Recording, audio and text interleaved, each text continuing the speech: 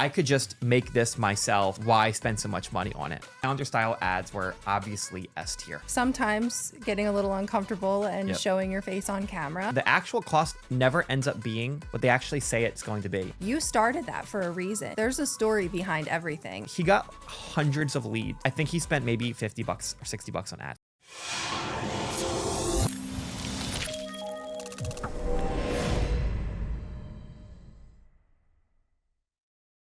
All right, and we are back with another episode of Home Team, where members of the Nips Media team talk about things that are happening and working right now with our clients, whether that's paid advertising, emails, or just digital marketing in general. Last episode of the Home Team, you heard from Chelsea, who's our brand messaging director, and Hannah is back.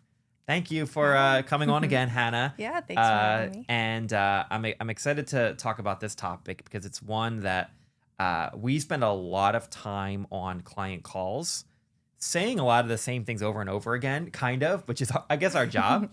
But like when we say the same thing to multiple clients, and also we find that it's working for multiple clients, that's usually a signal for us that we should make a piece of content out of it because it can affect many people outside of just our business. So Hannah, do you want to kind of intro a little bit of what we're going to talk about today and get into? Yeah, so one of the most important parts of advertising, in my opinion, is getting to know the business for what it is and the meaning behind it, not just what they're trying to sell. So I really think that one of the things that we like to focus on is getting the founder of the business involved. Yep. And with that comes sometimes getting a little uncomfortable and Yep. showing your face on camera. Yep. Similar to what we're doing here, but even in just a selfie style video, that's what we find a lot of people start with and then maybe work their way up to more produced advertising. But simple video ads from the founder, from the owner, from people that work within the business, that is what we're focusing on recently. And a lot of our clients are really enjoying working with us doing that because they're getting to tell their story and they're connecting with their audience. They're not just selling something. So we're going to go through some of the most important ways that we talk to our clients about doing that and some of the examples of ads that you can do at home yourself to get started. Well put. Well put. Yeah, I did a video a couple of weeks ago on, when you have the videos where you rank things S tier to F tier. You've seen those on like TikTok and Instagram. I did a long form one, and founder style ads were obviously S tier. Like that's what we're really honing in on our clients. And Hannah and I sat down yesterday and we put together a list of the 10 founder style ad concepts that are working best for our clients right now and what we think can work for you. And we're going to go over them, eat one by one, and we're going to share a little bit of how it works, but we're also going to give some examples of real clients and how they've done it. And also we'll give you some mock made up scenarios too, so it can be relevant to many different types of businesses. And we'll go ahead and jump into it. Do you want to start with the first one, Hannah, that we have? Yeah, my favorite one, actually. I think it's something that resonates with me as a customer of many businesses when I've seen it. And then when we've had it produced for our clients, we like two different versions. The first one is packaging an order. Yep. And that would be someone, whether it's the actual owner or someone in the warehouse, putting together a video with the box, with the product, and they're talking about it, holding it up, shouting out the customer by name maybe to make it feel special. Yep. And then they're just really making it feel like you're getting a behind the scenes look of what they're doing to make your order special. Yep. And we find that works really well because it's something that the customer doesn't usually get to see. Yep. As well as on the flip side, an unboxing video works really well to show what it looks like when you're receiving your package. So both of those have been working really well. Yeah, I love these, especially the packaging and order kind. Yeah. Because so Hannah knows I follow this company, Overnight Oats. I'm obsessed with them. I talk about them all the time.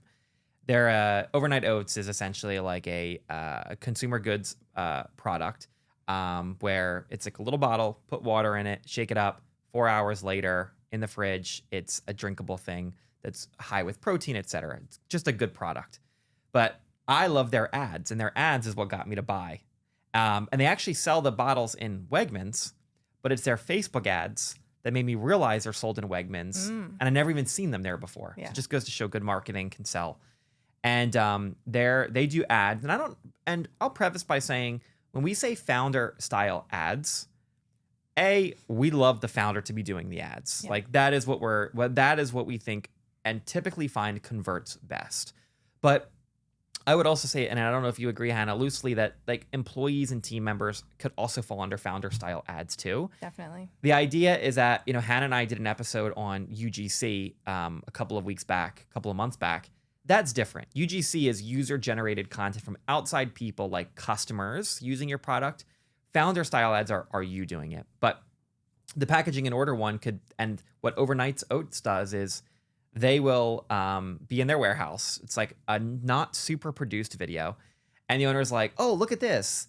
Kim from Kentucky ordered her first ever order. Let's go package her stuff. And then they go up to the cookie dough thing and they pull the cookie dough off and then they say some words about it. Then they go up and pick the other one off and say some words about it. Then they pick another one, put it in the box. And then they say, oh, because you're being featured, Kim, we're going to throw some extra goodies in here for you. And because you're a new customer, we're going to give you a shaker cup and package it up and then show it being sent out. And I'm like, this is an ad that you can make one of every single day as long as you're getting daily orders. Exactly. Like the easiest thing. We also did it with, we have a client that sells products in the equestrian space, equestrian jewelry, if you will. And super busy entrepreneur wearing all the hats, marketing, operations, ideation, everything. And doesn't always have a lot of time to create content. So what she has been able to do though, is set up her phone on a selfie style thing and just record herself packaging orders and talking about it. And they've converted very well so far. Yeah. So packaging orders, this is obviously the example we're giving here is a very e-commerce style one. But you could also think about how this could correlate to service-based businesses, et cetera, and other things like, record yourself putting the roof on the home. Like there's so many things you could do that if you think about it in your own business, but that's a great first one. Yeah. What's the second one we got, Hannah? Second one is Q&A. This one I feel like you have a lot of recommendations for. You want to start this one off? I will. So Q&A, people have questions about your product. I'll give you another example of the Overnight Oats one. And I told Hannah I was going to be talking about them a lot. I saw this ad and it talked about how I could just make this myself. Why spend so much money on it? That was the comment that showed up. And the founder said, hey, I hear where you're coming from. Let's actually do a full price breakdown of what it would cost if you did this on your own. So he talks about if you went to ShopRite and you bought a pack of granola and then you bought a thing of milk, and then this is how much it would cost you per product. But because we're able to buy it in bulk, et cetera, et cetera, et cetera, it actually comes out to be pretty close to the same price. And so there's two ways to do this. The first one is people ask questions, whether that's through email or comments, et cetera. You could take a screenshot of that question, put that above the video while you're answering the question. That one works super well. But the second way that you could do it is you just thinking about what are people really asking about your product. And don't just think of some like generic ChatGPT questions. What are people actually thinking when they're buying your product? Like really get deep and do the research to come up with the right questions. We had a client, we talked about them in our last episode in the sourdough product space. She did a video where she said, the opening hook was top questions we get asked about and then insert the name of her product. That was the opening hook. And then she would say the question. So she would say the question out loud and then answer it. And I think she did 5 or 6 questions in that top thing. That was a top running ad for 5-6 months for her. Yeah. Made her a lot of money. And it can do 2 things. Number one is those ads have the potential to take somebody from being cold, completely never heard about your product before, to wanting to buy all the way through, which is the ideal kind of ad, can take somebody from cold to hot in one session. But also somebody who checked out our product that didn't buy, that's a great way to just grab the warm traffic and get them to convert and come back and buy. So Q&A style. Any examples I'm missing, Hannah, of like other ones we've done? Because we've been loving the Q&A style so much recently. Yeah, I'm thinking we work with a couple of music schools. Yep. And a lot of parents have questions about what the classes will be like, what does my child need to, invest in as far as an instrument or just their time investment, things like that they might be too afraid to ask or might just be a barrier to make them not want to enroll officially yet. Those sorts of things are really important to just get out there first thing in an ad. And I think that that's worked really well for those clients as well. Yeah. That's a great one about the music schools. Yeah. I think about, when you're back in school and the teacher says, if you have a question, ask, because if you have one, then probably 10 other people have the same question. Yeah. But people are just too nervous to ask.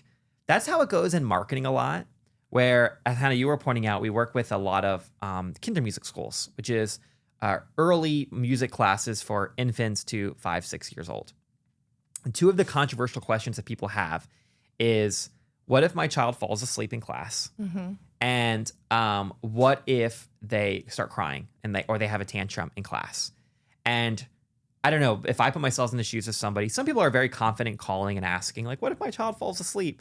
Some people are kind of embarrassed by stuff like that. Yeah. And so if you can answer those like hard-hitting questions that nobody wants to ask, but I'm going to address, the better the ad, versus going with things that are generic, like, how old do you have to be? Mm-hmm. There's room for those questions too, right? You want to mix it, but also don't be afraid to hit the hard-hitting ones as well. Yeah. Those are gonna be work even better.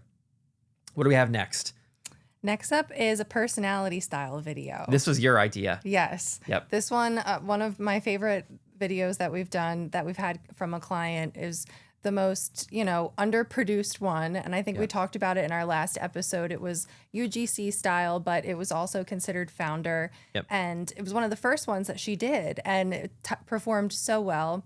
But really showing her personality, just being silly. And I think that that's something that if it's not your style, that's okay. Show your true personality. But for people that are comfortable with that, I think that it really works. And so just briefly, the example was, I'll briefly go over again from the previous time we spoke about it, but she pulled up, she was running a sale for her equestrian jewelry, and she pulled up a ramen packet and made a joke that if she doesn't make enough money in the sale, if you don't blow out and buy all of her stuff, this is what she's going to be eating for dinner the next week or 2 weeks. Yeah. And so it was just silly, and we didn't come up with the idea. She did. It's her personality. And I think that that's what's so important is no matter if you're silly or if you're more inspired or just maybe more business driven, it's important to just show that through your ads and not follow someone else's script or just look at what other people are doing and feel pressured to do that. I think that the personality style video comes out a lot for people because they can relate to that. And I know you had an example about the clothing company. They something about them being out of stock. Oh, I'm so glad you remembered that. Yeah, that one was really funny too. So I've been on this like buying some other clothes shtick, as I was telling you. Yeah. And so I've been getting targeted with all these clothing ads, which is a new, how your feed just kind of shows the feed really represents what you're in the mood for in the moment. Like it'll just really show it. It's always funny. But there was a brand where they're a clothing brand, and I guess that they had run out of stock on some popularly sized items. And honestly, it's funny for me because I have like my size of like pants and shorts is like the most common men's size out there. So I will constantly see ads of things that I like, click it, I go to buy it, and it's like, 28 and 29 are available, but 32 is not, but then all the other ones are. And I'm like, darn it. And then nothing's available in my size. So the founder did an ad and it showed a comment, and it said, none of your stuff is ever in stock. And he's like, yeah, and I'm going to botch it because it's just not my personality to do it. But he was so funny. He's like, blame this guy. And the camera panned over to the operations person. He's like, this is the guy responsible for not ordering enough inventory, knowing how much we were growing. And it was just a joke. It was funny, but it kind of made me laugh because it resonated with me. But also this guy was hilarious. Yeah. We also have another example is, so you mentioned, if you're somebody who's funny, be funny on camera. Mm-hmm. Obviously keeping it on brand, but do that. If you're inspirational, we have some clients who, like you get on a call with them and you're like, afterwards, you're like, wow, I can do anything I want, And so if you're that, be that on camera and share that with people. But also we have a client who is religious, spiritual, I'm thinking of. Mm-hmm. And we'll get on, he'll make ads and he'll be talking about playing Christian music and things like that. And just like sharing what they're about and being true to their self and not being afraid of that. Because oftentimes we will, when we're talking with clients about videos like this the first time, we get to know how clients are on camera. Like we build that relationship. And then they'll send us a video and I'm like, this is not you. Yeah. This is like, go be you.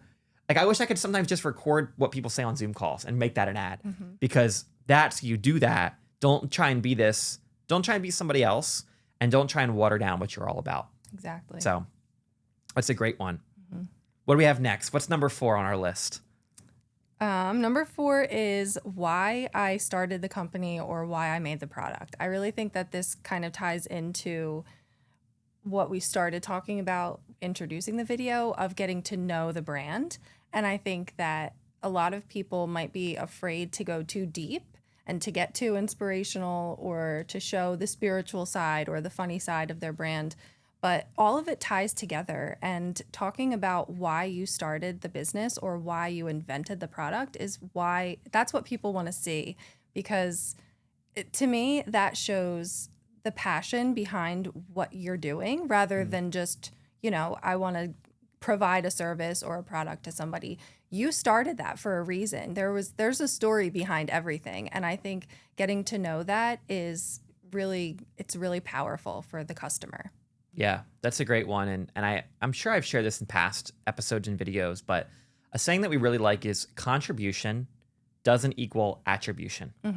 What that means is in the advertising world, contribution could be, I saw your brand story video, and then I saw your image ad or your very like direct call to action ad. And then that's the one that got me to become a lead or book an appointment or buy something. Yeah. And so that ad looks like, oh my gosh, that one's crushing. But that brand video, the customer acquisition cost is very high, the ROAS is low or whatever. The metrics don't look as enticing. But you don't realize, at least the way that metrics are done now, is that first ad got somebody interested, got them curious, got them going, and then they saw the ad with the CTA that made them buy. Exactly. So, some of the things that you had shared was like brand story video, like which could be, brand story video is a more produced, in my opinion, right? More produced, like visionary music, emotional story. Those are great. But then there's also the ad where we worked with a client who was in the golf space, and they have a product that helps people with hydration as a golfer, like totally niche thing. And he did videos, and some of his good ads were ones where he talked about how I created this product because on the back nine, like the second half of the golf course, I found myself getting dehydrated. My I don't know golf that well, but like my score was going up, which is not good in golf, et cetera. And I realized it's because of hydration and the things that golfers are drinking, like Gatorades and even just regular water, et cetera, or beer, aren't helping with that. And so they developed a product, but he would tell the story of why he created it. And then what happens is people see themselves in that story, and it just creates a much bigger why behind it, which I thought was super cool. Random question for you. Are you familiar with, there's a hat company called, Danny's going to help me remember it. It was called Dad Hat. Have you heard of this before? I don't think so, no. Okay. So Dad Gang. So totally random, but yesterday, Gary Vaynerchuk became an investor in this hat company called Dad Gang. Okay. And so I don't know why it just popped up on my feed. It was curious. It was interesting. And so I opened up, they did a podcast. Now it wasn't an ad, it was a podcast, but you'll get the gist. And it was the 3 founders, and it was Gary, and they were doing a podcast just talking about the brand and just business and life. And founder was talking about, I started this company because, and he was talking about when his kids were young, he was working super hard and the stress of newborns and working and money and this and that. And he realized that so many other dads were struggling with it. And so he, started this community with his 2 other friends where they would talk about stuff. And then they went on to start this hat company, which has sold like 500,000 hats. Wow. With this Dad Gang thing on it. And if I were to see an ad that just showed up and just said, dad gang, and let's say I was a dad of kids, I would be like, okay, like that's kind of cool. Like maybe I would buy it. Right. But if I saw a video of people talking about that, like you got me bought in. Now you get it. Now, and then I'm going to talk about you on my podcast, you know, and here I am now. Yeah. Versus if I just saw an ad, it's going to be 1 to the 10,000. So anyway, just a great example and another brand we can look at when it comes to like brand story stuff. Yeah, I love that. That is a great one. What's our next one? Next up, we have a day in the life. Day in the life. You want to start us off with this one? I feel like we have a couple good examples that we similarly work with, like we regularly do. So do you want to start us off with day in the life? Yeah, absolutely. So day in the life could be, it's exactly as it sounds. It's you recording what you're doing in a typical day. I'll give a couple of examples. The first one is, let's say right now we're at the start of summer. Let's say you offer summer camps. You could do day in the life of a summer camp experience at XYZ. Start the day 8:30. You check in. You show the video, you know, going up and checking in, and you're joined with your friends and your community here. Then when you get to 10 a.m., we're going to start by doing this activity, and it's essentially like imagining 60, 90-second video, just with short clips showing the day with a voiceover. Like you could put a voiceover on top of it and do it like that. Another example could be, let's say you're like a home services business. You're a plumber, you're an electrician, you're a roofer, you're an HVAC guy. Record short clips of your day. 9 a.m. giving that estimate, 10 a.m. checking in on that job, 1 p.m. doing something else, etc. What these are doing is obviously they're not a direct sell. Okay, come buy my roof and get a free quote. But they're more interesting than a generic ad. I love watching day in the lives. Yeah. Like I find them to be curious. I'm also thinking of Get Ready With Me videos. Yes. It's a very similar concept. For a clothing brand, that's a really good thing to kind of show each piece that you're getting ready, or makeup if you work in skincare or something like that. Yep. If you can show, if you sell clothing or makeup or jewelry or shoes or something else, the Get Ready With Me style is awesome because you can show somebody going from like not having that jewelry on to then having it. And even if you're showing other products in your ads, it's no big deal. Yeah. You just highlight yours, right? The Get Ready With Me one is big. So day in the life is a little bit out there. I know some business owners get it and they'll do it. Some are like, recording my day, what? But it's worth it, and it's a way to stand out in the marketplace. Yeah. What's that next one we got? Behind the scenes. This one's kind of similar to day in the life, but I'm thinking specifically of an example that we still bring back for one of our clients sometimes, where they were showing their products lined up in their warehouse and just going through the rack of each one. And that's such a simple way to highlight everything without having to put it on, without having to have models. It can just be something that anyone can start with, no matter what you're selling. Yeah, absolutely. So there's two angles I can give to on the back of that. The first one is like the warehouse. If you have an e-commerce store, we do these a lot during sales, where we'll have them record a video of themselves in front of their inventory, and they're like, you know, 4th of July is coming up. This 4th of July sale is going bananas. Like these products are selling out super fast. It just adds like a nice, don't use that script verbatim, but like you get the idea of where it's going. It's like you talking in front of your products. The second one is we have that music school that did a video with like the kids all running around behind her, right? I think, yeah. In the one classroom. So we had a client who did a video with, it was around, again, we're in summer camp mode now. There were like kids running around, and she was talking about still having openings in summer camp. But again, it was like behind the scenes because it was real time. It wasn't in a studio or like with the perfect lighting or anything. It was just like, oh, summer camp's happening. She's telling me it's still available. I want my kids to be like that, all running around having a good time. Yep. And we also had one where we were doing an ad where we were, it was at like an athletic facility, and he was doing a video ad, and there were like kids like doing athlete training behind him. And again, it just adds like more life to the video and shows behind the scenes. You gave a good example yesterday, and the product ideation phase. So if you're a business that does, again, e-com, you could do a behind the scenes of your team coming up with ideas. Like, how do we think about the next color to choose, or the next flavor of the drink, or the next fabric color, or whatever? record that process, talking about it. And that could be pretty incredible. Definitely. So I think we're on number 6 now. Yes. Similarly to behind the scenes, we have touring the facility. So this will obviously only work for someone who has, a school, a business that you're going to come work with them at their location. So you shared an example of the athletic facility with the sports behind them, all the athletes. Yep. In another video he created, the same client did an ad where he was walking through showing the workout rooms, the different areas, the recovery rooms, the locker rooms, all of the behind the scenes. So that way you know kind of exactly what you're getting into. And I think that people like that of accessibility. Yeah. And I know that we have other examples that worked similarly for music schools and then also a weight loss facility. Yep. So it's just showing people what your facility looks like, what the environment will feel like when they're there, and then also showing your staff and maybe even introducing them too. Yeah, that's a good one. You mentioned the weight loss facility. Mm-hmm. So we work with a weight loss company in person. So it's an in-person place. And nothing sounds more scary, for lack of a better word, than like going to a weight loss clinic. Like that just feels very out of like somebody's comfort zone. And so what we did was we partnered with a video company that's in their area, and they recorded a tour of the facility. So what it was like them opening up the front door, walking in.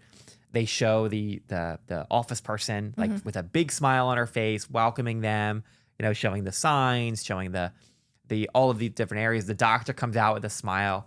Just like, oh, that's a place that I could go into. I get that. And when I do go, I'm not going to feel like I'm going into the unknown, because I know like what the building looks like, what the front area looks like. Oh, that's the woman from the ad, etc. The tour of the facilities can be incredible. I'm also thinking about, we work with a local farm store, and they're in the middle of nowhere. I mean, nowhere, farmland. But Fridays and Saturdays are busy. Friday, Saturday, Sunday, they're busy from ads. And one of their best ads is showing a car like going down the dirt road into their area, showing the animals on the side, showing the building, walking in, and then all the products that are there in the farm store. Yeah. Works like a charm. That will beat an image with some stock photo of somebody working out every single day ever. Yeah. So put that little extra effort in, and it'll go a really long way. I think you're going to like the next one. The objection handling. Handling an objection. This one is fun because it can be controversial, right? Yeah. So a lot of people, when you put yourself out there, especially on the internet, you'll get objections, and you'll get people that may not necessarily understand or may not like what you're putting out there. So a good example of this is an apparel brand. They are workout apparel for equestrians. And something specific was, will these get dirty? Are these really going to stay clean? Because riding horses is dirty. And, she took it to the next level, and she poured red wine and soda and things that would really stain right on them in the video ad with the comment in the video. And it just really proves the point that, this is a great product, and I'm not afraid to show the objection, but also the solution to your objection. Yeah. Because a lot of people feel like they need to hide from that, especially if it's something negative. But showing that is something that's really powerful. And that's just one example of an apparel brand. Yeah. There are so many ways that you can do it for any service. I know you had a couple that you might want to share as well. Yeah, a couple of them is like, think about what do people really say when you're not in the room about your type of industry. I'll give an example. When you're doing like construction, like kitchen renovations and electric work, and we just did a home remodel. Something that happens is somebody will come in and you'll say, okay, what's the quote for such and such to be done? And they will say, okay, the quote is $10,000 for this specific thing. I've learned from doing this, and I did not know in the beginning, because it got me the first couple times, is the quote, the actual cost never ends up being what they actually say it's going to be in the beginning. Ever. Like never. So it's like, if you're telling me 10, I'm really saying 12 in my mind, because And it just always happens. And even without like change orders and stuff, it's just like, oh, the supplies went over or what. Okay. If you did an ad, if you're a construction company that's like, the final cost is never what the original estimate is. I can't stand construction companies. Yep. And you're the founder and you're like, hey, I hear you. This is what we do differently. We actually quote your project correctly, blah, blah, blah, blah, blah.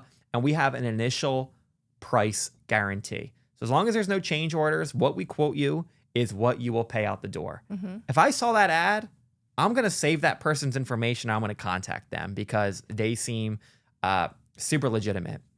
Or, you know, so just thinking about like those hard hitting questions that people are saying when you're not in the room. And some places that you could always look are Reddit, I think is a good one. Mm-hmm. Like if you find people talk, I feel like Reddit people just talk transparently about things. Definitely. The comment section, as you said, on your ads, but also you could go to like the comments on like competitors' ads and see what people are saying.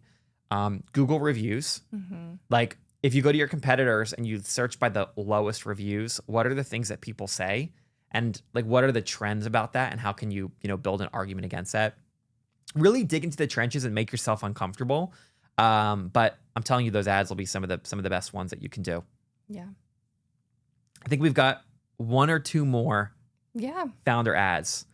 This one here is kind of goes back to touring the facility. I mentioned showing the team. Yeah. So a lot of, like what you said, a lot of founders and a lot of business owners are busy. Yep. And they might not want to be the sole face or person that's creating advertising content, which makes sense. So having a team that you're working with that you can reach out to, and whether it's just a one-time thing or whether they're constantly rotating to create content for you, it works for so many of our different clients. Yep.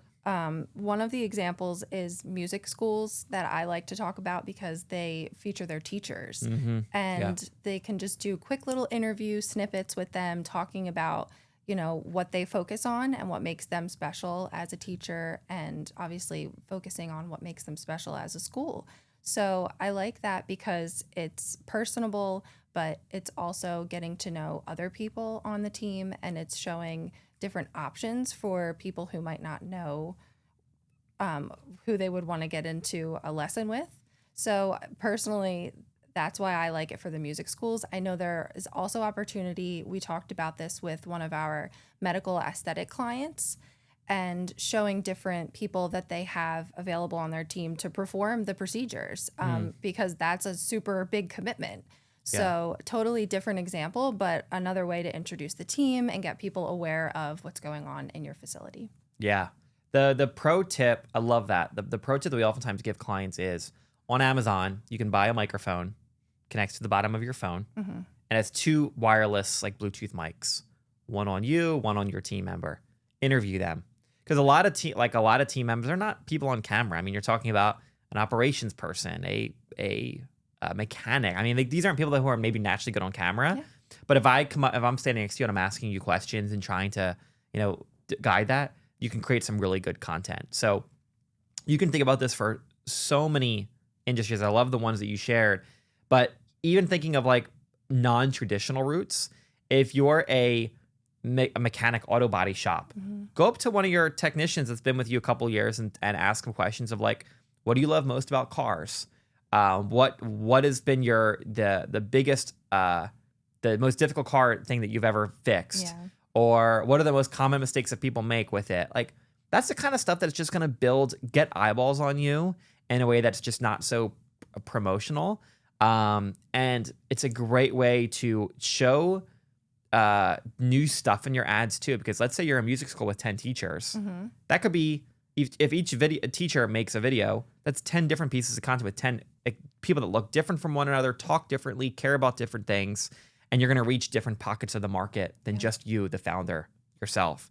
So I think that's really solid. Yeah. We have one more one, and I'm glad we saved this because this is we kind of touched on it a little bit earlier, but I think it's worth addressing again.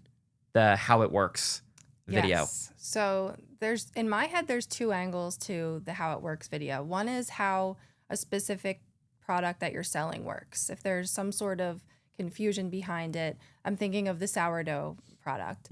Some people might not be bakers yet, but they Yeah. might want to get into it. They might want to know more about it. So physically breaking it down and explaining what it does, how Yep. you can use it, how easy it is, how to clean it, things like that. Yep. So that's one of the angles. And then the second angle of how it works is how the business works, how you function, how the processes go, manufacturing. You mentioned planning new products, Yep. ideation, things like that. So I think it's really something special because it's, again, something behind the scenes showing how it works is something that the Yep. customer doesn't always get to see. Yeah.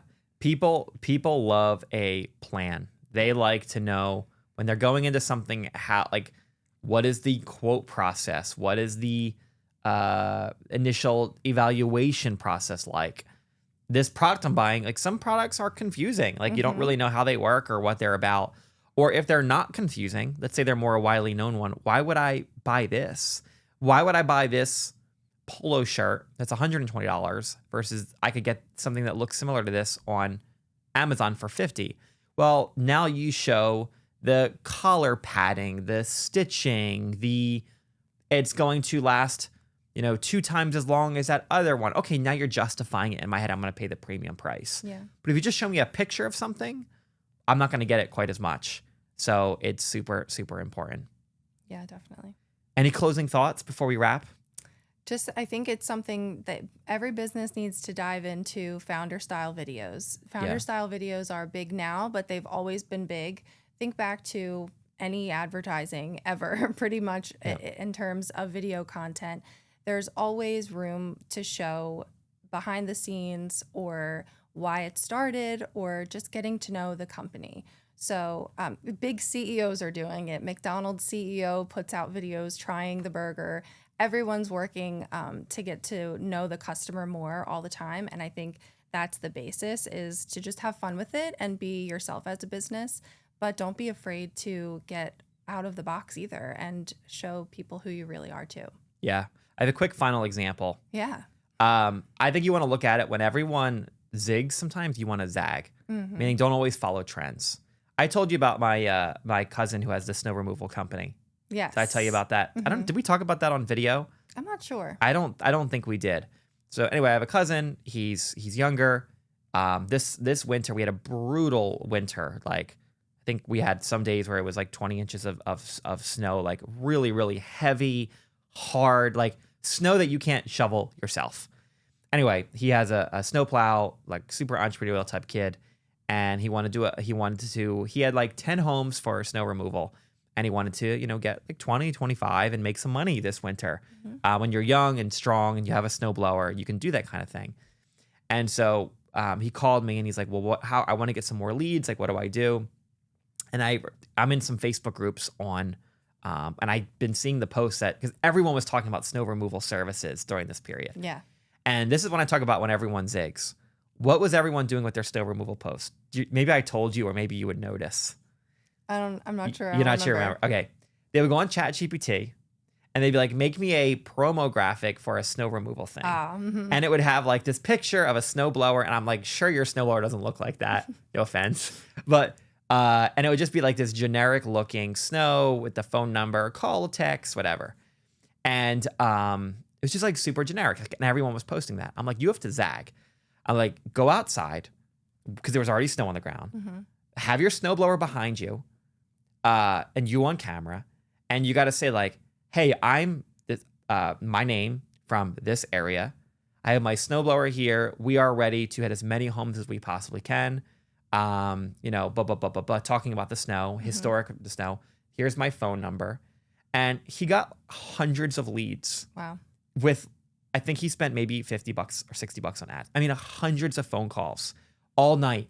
They were coming in all night from people local. And he wasn't able to service most of them because we weren't expecting that. Right. But again, part of it was right time, right place, right? It was snowing. He had the service for it.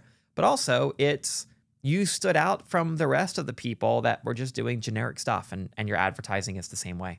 Yeah, I like that. Don't be afraid to do that. Yeah, don't be afraid to be different and go outside and do things that other people just aren't comfortable doing.